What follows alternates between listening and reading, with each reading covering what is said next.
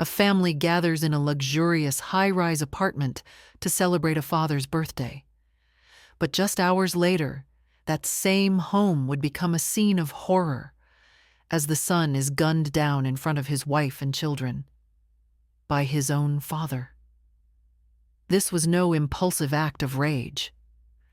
When police began investigating, they uncovered homemade firearms, 15 explosive devices, and evidence of a plan that could have led to mass destruction.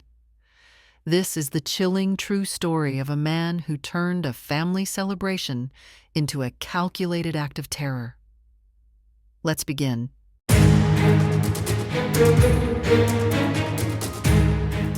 July 20th, 2025. 9:31 p.m. Night had settled over Suno, one of Incheon's most exclusive residential districts. Warm laughter echoed through the halls of a luxury apartment tower. Inside, the family had gathered around the dinner table. A familiar, joyful occasion filled with clinking glasses, birthday wishes, and talk of the future. But that warmth would not last. Without warning, a deafening crack shattered the peace. Gunfire. Moments later, a panicked voice broke through emergency dispatch. "My father-in-law shot my husband. Please, please hurry." The call stunned officers into silence. When police and paramedics arrived, what they found was beyond comprehension. A man lay motionless on the living room floor, his body covered in blood, multiple gunshot wounds visible across his chest. Near him, 2 crude, improvised guns and scattered metal pellets, each weapon unmistakably homemade. It was a shocking crime for South Korea, a country known for having some of the strictest gun laws in the world, and it marked the nation's first homemade firearm murder case in nearly a decade. And what made this crime even more shocking was that the gunman wasn't a stranger. It was the victim's own father. Why would a man open fire on his son? At his own birthday celebration? What could drive a 66-year-old father to plan something so deliberate, so cold-blooded? Was this a moment of madness when you're the result of a plan long in the making? Let's go back to where it all began. At first glance, the Cho family appeared to have everything. They were successful, respected, and outwardly stable. The ex-wife had built a strong reputation over the years as the CEO of Yaksan House, a popular aesthetics brand in South Korea with branches abroad. She was a self-made woman, a polished entrepreneur who had spent decades growing her business from the ground up. By now, she wasn't just wealthy. She was admired. Their son, now in his early 30s, seemed to follow in her footsteps. He was responsible, well-mannered, and devoted to his young family. A loving wife, 2 small children, and a quiet, comfortable life. He was the kind of person who remembered birthdays, who called his parents often, and who tried, despite the divorce, to keep the family together. And then there was Mr. Cho, the father. Divorced for more than 25 years, he lived alone in a large luxury apartment, about 2,500 square feet, located in Seoul's affluent Gangdong district. But the apartment wasn't truly his. It was owned by his ex-wife. For years, he had lived off monthly support from his former family, around 3 million won, roughly $2,200 a month. He hadn't worked in a long time. Still, the family continued to support him, ensuring he had a home, food, and everything he needed. To them, it was an act of care, a quiet duty to someone who had once been part of their lives. But for Mr. Cho, that support didn't bring peace. It bred resentment. It wasn't a particularly warm or close relationship, but it was steady. There were birthday calls, occasional visits, and messages exchanged, enough to keep a fragile connection alive. Then, in early 2024, that pattern broke. The monthly support stopped. The reason remains unclear. According to the family, it wasn't about abandoning him. They simply couldn't continue providing at the same level. But to Mr. Cho, it felt deliberate, personal, as though he were being cut off, erased from their lives entirely. From that moment, something in him shifted.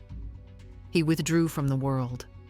Neighbors recalled seeing him less and less, his apartment lights glowing late into the night. And according to investigators, that's when he began spending hours watching online videos, tutorials on building homemade guns, guides on constructing improvised explosives. But this fascination with weapons didn't appear out of nowhere. It had roots. Years earlier, Cho had quietly collected ammunition, a habit no one paid much attention to at the time. It was subtle, but it was preparation, and all the while, life seemed to move forward as usual. So when his son invited him to a family gathering to celebrate his birthday in Suno on July 20th, it looked like nothing more than an act of kindness, a chance to reconnect. That evening, the apartment was full of warmth, children laughing, plates clinking, the hum of conversation over food and wine. Among them sat Cho, smiling faintly, listening quietly, watching everything. No one suspected a thing. To them, he was just an aging man, a little bitter perhaps, but harmless. What they couldn't see was the bitterness that had hardened into rage, a lifetime of resentment over what he'd lost and what his family had achieved without him. To Cho, their success was a reflection of his failure, and he blamed them for it all. So that night, as the family laughed and celebrated, he waited, patiently, silently. This wasn't an outburst born in the moment. It was the execution of something he'd been planning for months, maybe even years. That night was supposed to be no different, but it would end in tragedy. According to the family, the evening had begun joyfully, a warm, cheerful celebration filled with laughter, photos, and birthday songs. The air was light, filled with the comfort of familiarity. Near the end of dinner, Mr. Cho quietly stood up from his seat. "I'm just going to step out to the convenience store for a bit," he said casually. No one thought twice about it. But instead of returning right away, he sat alone in his car for nearly 40 minutes. His son even called to ask why he was taking so long. Cho gave a vague reply, nothing out of the ordinary. When he finally returned, he rang the doorbell. His son opened the door to welcome him back. And then, without a word, Cho raised a long, black, metallic object, a homemade gun. 2 sharp cracks tore through the air. The sound echoed down the hall like thunder. His son staggered back, clutching his chest, and collapsed to the floor as blood spread across the pristine white tile. His wife screamed. The children cried. The dining table, moments ago a scene of laughter, had become a scene of chaos and death.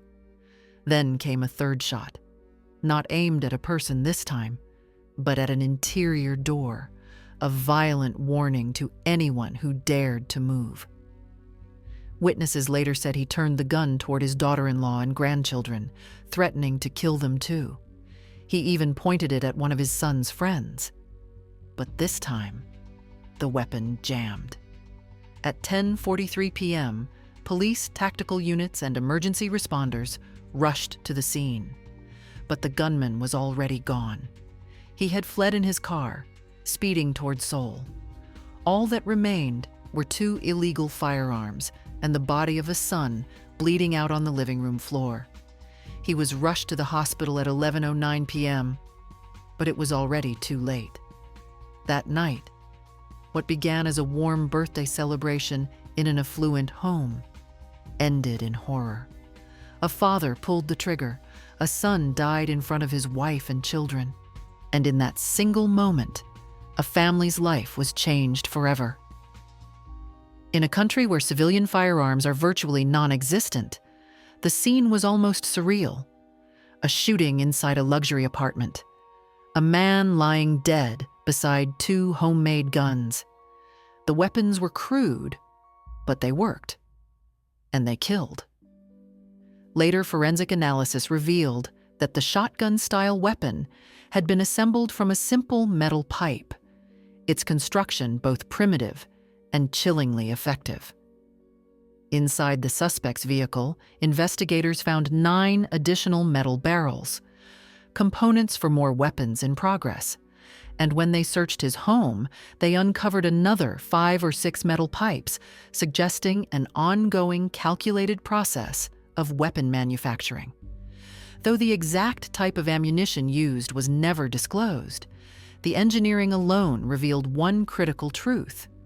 This was not a spontaneous act of violence. It was premeditated, methodical, and disturbingly precise. With the gunman still on the run, investigators knew every minute mattered. The building was sealed off, tactical units deployed, and a nationwide manhunt was launched. Security footage soon traced the suspect's vehicle heading north toward Seoul. Roads were closed, checkpoints established, and the once quiet residential complex now pulsed with flashing blue and red lights. Residents stood on balconies, terrified, while social media exploded with live updates of the unfolding tragedy. Then, a breakthrough. Traffic cameras captured the suspect's car in Seoul's Bangbadong district. At precisely 12:18 a.m., just over 2 hours after the shooting, police moved in and arrested him without resistance. But the nightmare was far from over. During initial questioning, the suspect calmly delivered a statement that sent shockwaves through the command center. "I've set explosives in my apartment in Dobong. They're on a timer." In an instant, the case escalated from a domestic homicide to a potential act of mass terrorism. Bomb disposal units and tactical teams were mobilized immediately. By 2 a.m., loudspeakers blared through Sangmun-dong, ordering residents to evacuate their homes. It was chaos. Over 100 residents, 105 in total, were forced out into the streets, many still in their nightclothes, clutching their children. Authorities were told the explosives were set to detonate at noon, July 21st. When police finally entered the apartment, what they found was beyond anything they had anticipated. 15 makeshift explosive devices, each rigged with timers and ignition mechanisms. Plastic bottles filled with paint thinner and detergent. Milk cartons wired together with meticulous care. It was a domestic bomb lab, a carefully constructed web of volatile materials that could have leveled the building and killed countless people. A disaster had been narrowly avoided.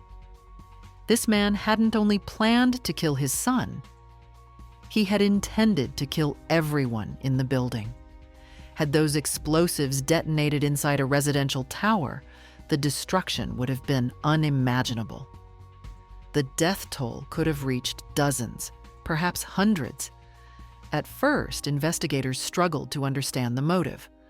Why would a father point a gun at his own son in front of his grandchildren? What kind of hatred or obsession drives a person to handcraft bombs and firearms in secret? As detectives delved deeper into Mr. Cho's life, a disturbing pattern began to surface. This wasn't a spontaneous act of violence. It was the end of a long, methodical descent into darkness. Cho had a long-standing obsession, almost a fixation, with weapons. Inside his apartment, police recovered 9 additional homemade guns alongside the 15 explosives already discovered. Each device had been built with precision and care, and chillingly, he hadn't learned these techniques from anyone in the military or from black market connections. He'd learned them from YouTube tutorials. He spent months studying, experimenting, and perfecting his craft, alone. But Cho's past revealed something even darker. This wasn't the first time he'd turned violent. In December 1998, while running a small video rental shop, Cho had threatened a woman with a hiking knife and handcuffs, telling her he would kill her before sexually assaulting her. A year later, in 1999, he was sentenced to 3 years and 6 months in prison for rape and assault. But on appeal, that sentence was reduced to 2 years and 6 months, with 4 years of probation, after the court accepted his claim of diminished capacity due to intoxication. Even then, the warning signs were clear. This was a man capable of extreme violence, and over the next 2 decades, that violence festered quietly, hidden beneath the surface, until it finally exploded. And this all happened just 1 year before Cho divorced his first wife. Even back then, there had been warnings: a violent temper, a history of threats, and an utter disregard for consequences. Now, all those red flags had evolved into something far deadlier. Investigators later learned that the shooting may not have been intended for the son alone. According to the victim's family, Cho had also aimed his weapon at his daughter-in-law and grandchildren. When the gun jammed, he tried to reload, chasing them through the apartment, determined to finish what he had started. It was only because of a locked bedroom door and a malfunctioning weapon that the rest of the family survived.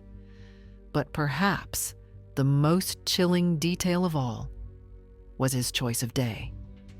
He chose his own birthday, the one occasion when he knew his entire family would gather together, unguarded and vulnerable. When profilers later questioned Cho, they found no trace of remorse, only bitterness. He claimed he had been abandoned by his son and ex-wife. "They were the only family I had left," he told investigators, "and they turned their backs on me." That resentment had festered for years until it finally consumed him. But the truth was far more complex. Despite his claims of hardship, Cho had lived comfortably for years, supported by the very people he claimed had betrayed him. He hadn't worked in decades. His home, his living expenses, all had been provided by his ex-wife and son.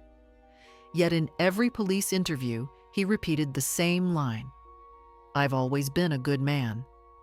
I've always lived an honest life." To investigators, those words revealed everything. They saw a man desperately clinging to a fragile self-image, someone who could not accept his own failures. Behind that insistence on being good lay deep-seated insecurity, resentment, and a festering victim mentality. In Cho's mind, he wasn't the villain. He was the wronged father, cast aside by an ungrateful family. But the victim's loved ones told a very different story. In a public statement, the son's widow firmly denied his accusations of neglect, insisting that the family had continued to support him financially and emotionally, up until the very end. "My husband always made time for his father," his widow said softly.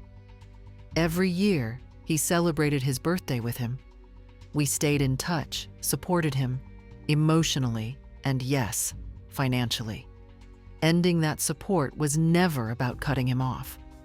There was a reason, but never an intention to end the relationship."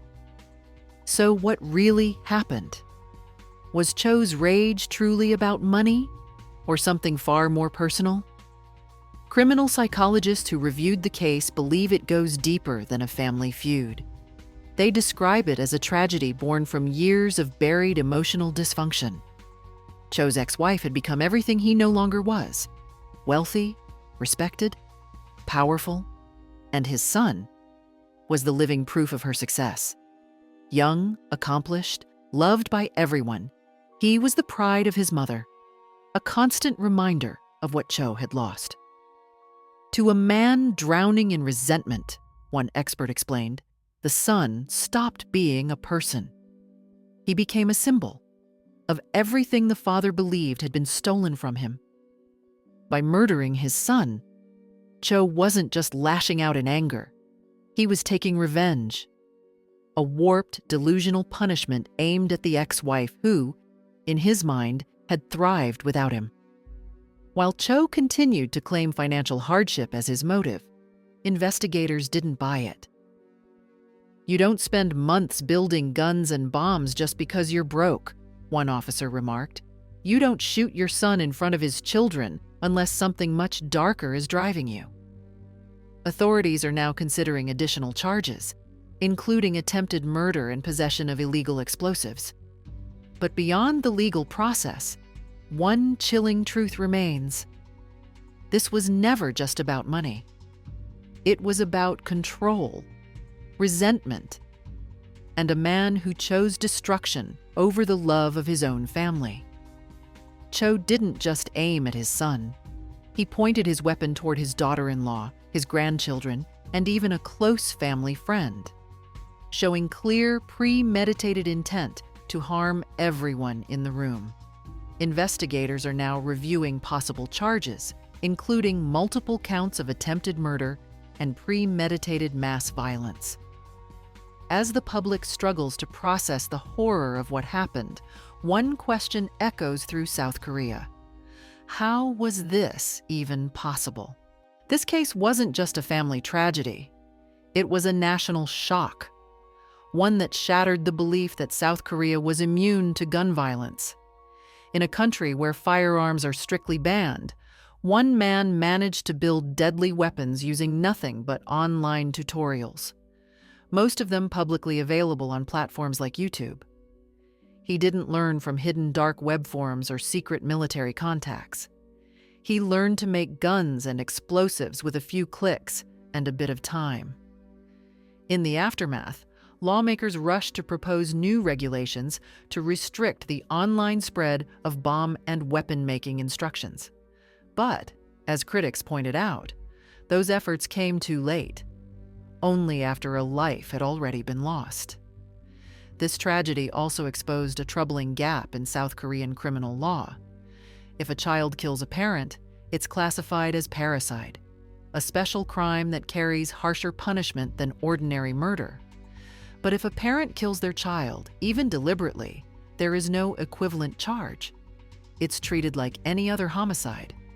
Ironically, under current law, if the son had killed the father, the penalty would have been far more severe. Many now argue this imbalance reflects an outdated remnant of Confucian tradition, one that still places heavier moral weight on filial duty to parents than on parental responsibility toward children.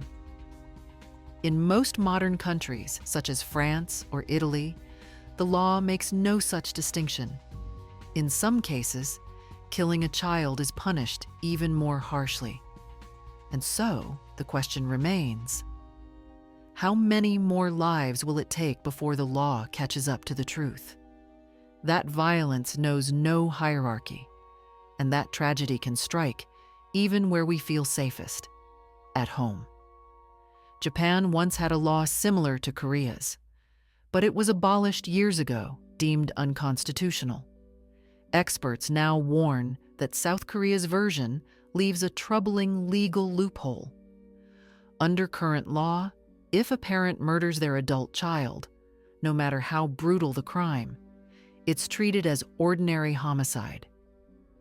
Some argue the solution isn't to make harsher laws, but to abolish the parricide distinction entirely, ensuring all murders are punished equally, and allowing judges to decide the sentence based on each case's unique circumstances. Meanwhile, the suspect has refused to speak. He even declined to attend his arrest warrant hearing, offering no explanation, no remorse, and no closure. Out of fear, and to protect the surviving children, the family has requested that his identity remain undisclosed. Those children, who watched their world collapse in an instant, are now left grappling with deep psychological trauma that may last a lifetime. And still, the full truth behind the killer's motives remains shrouded in darkness. So we're left to ask, what drives a man to aim a gun at his own son? What kind of rage consumes someone so completely that he'd kill in front of the very family who came only to celebrate his life? And what would have happened if those 15 homemade explosives had actually gone off? To the grieving family, and especially to the children forced to carry this pain, we offer our sincerest condolences. No words can undo what happened, but what we can do is demand that this tragedy leads to more than just temporary outrage, that it sparks lasting change. That's all for today's case. Thank you for watching, and as always, stay safe, and let us know your thoughts in the comments below.